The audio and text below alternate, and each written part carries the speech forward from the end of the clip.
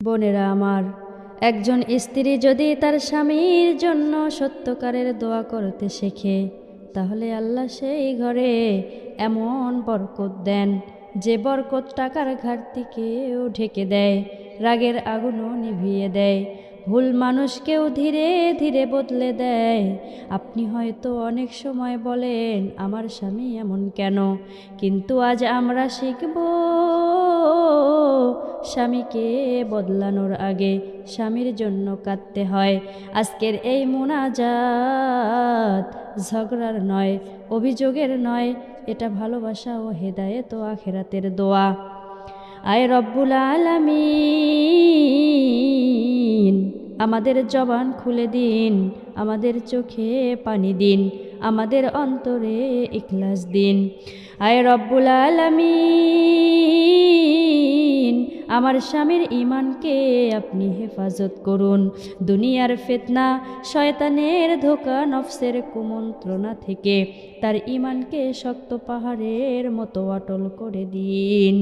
ইয়া রব্বুল আলামিন, যে সময়ে ঈমান হারানো সহজ, সেই সময়ে আপনি আমার স্বামীকে ঈমান আঁকড়ে ধরার তৌফিক দান করে দিন।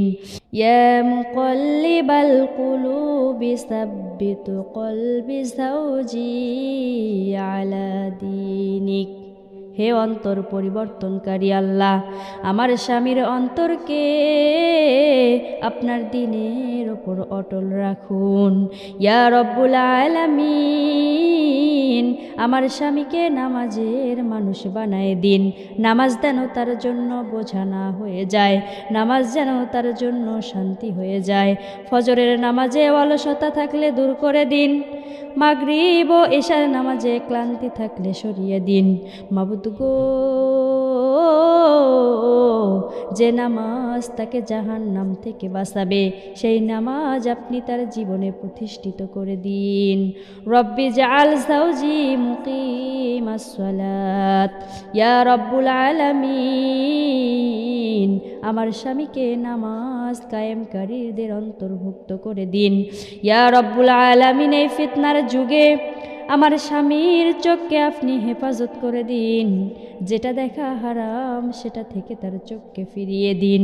মোবাইল, ইন্টারনেট, বন্ধু, চলাফেরা, যেখানে হারাম বস্তু আছে রে মওলা, সেখান থেকে তাকে দূরে সরিয়ে দিন।